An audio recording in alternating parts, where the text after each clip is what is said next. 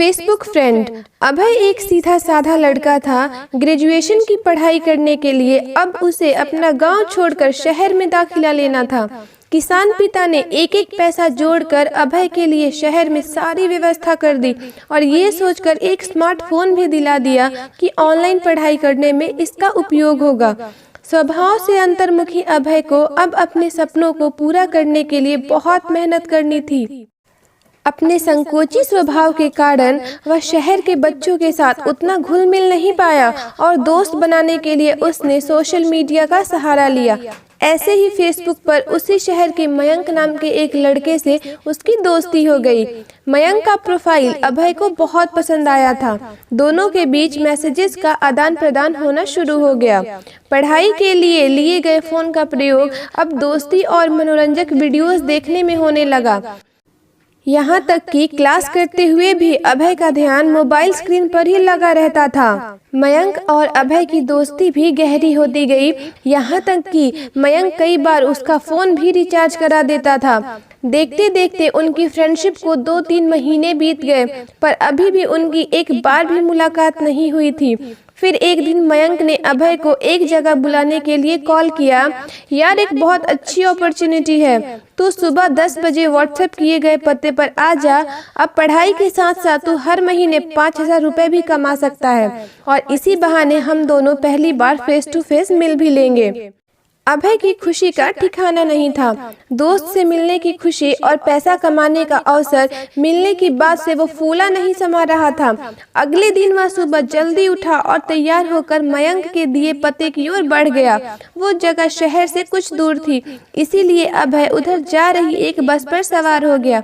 1 घंटे के सफर के बाद आखिरकार वो पूछते पाछते दिए पते पर पहुंचा।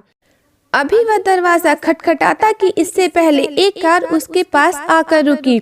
उसमें से 45-50 साल का एक अधेड़ व्यक्ति बाहर निकला और बोला, सुनो बेटा, क्या तुम्हारा नाम अभय है? अभय ने कहा, जी अंकल। फिर उस व्यक्ति ने कहा कि मुझे मयंक ने भेजा है। दरअसल अचानक मीटिंग का स्थान बदल गया है। आओ कार में बैठो, मैं तुम्हें सही जगह ले चलता हूँ, व्यक्ति बोला। अभय फौरन कार में बैठ गया और वे आगे बढ़ गए। व्यक्ति ने अभय की केयर करते हुए उसे पीने के लिए फ्रूटी दी। फ्रूटी पीने के करीब 3 घंटे बाद जब अभय की आंखें खुली तो उसने खुद को एक पार्क में लेटा हुआ पाया। उसे पेट के एक तरफ काफी दर्द महसूस हो रहा था। मोबाइल और पैसे भी गायब थे। कुछ देर तक तो उसे समझ ही नहीं आया कि वो आखिरकार से यहाँ कैसे पहुँच गया। फिर उसने शर्ट उठाकर दर्द वाली जगह देखी तो वहाँ एक चीरा लगा हुआ था। अभय का दिल तेजी से धड़कने लगा। वह समझ चुका था कि उसके साथ कुछ बहुत गलत हो चुका है। वह फौरन भागकर डॉक्टर के पास गया, पर डॉक्टर ने जो बात उसे बताई उसे सुनकर उसके पैरों तले जमीन ही खिसक गई। उसके शरीर से एक किडनी गायब थी। अब उसकी काटो तो खून नहीं वाली हालत हो गई थी। सोचने लगा, क्या सपने लेकर गांव से शहर आया था, अब अपने पिताजी को क्या जवाब देगा। वह भागा भागा पुलिस के थाने पहुंचा। वहां जाकर तो उसके सामने डिजिटल दुनिया की सच्चाई सामने आ गई। यह जो फेसबुक पर मयंक का प्रोफाइल था वह कोई युवा नहीं बल्कि वही अधेड़ व्यक्ति था जिसने उसे कार में बैठाया था। वह आकर्षक अकाउंट बनाकर अभय जैसे लोगों को जो सफलता शॉर्टकट में चाहते थे और ऐसे छलावे पे विश्वास करते थे उनको फंसाता था।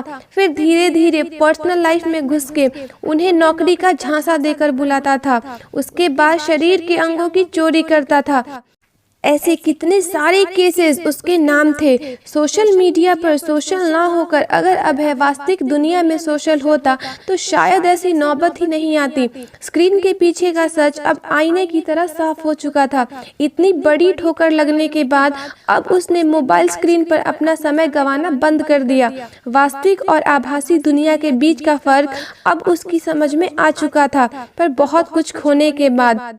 दोस्तों, ऑनलाइन वर्ल्ड में किसी पर आंख मूंद कर विश्वास करना आपको मुसीबत में डाल सकता है। इसीलिए सोशल मीडिया और इंटरनेट को प्रयोग पूरी सावधानी के साथ करें ताकि आपको कभी अभय की तरह पछताना ना पड़े।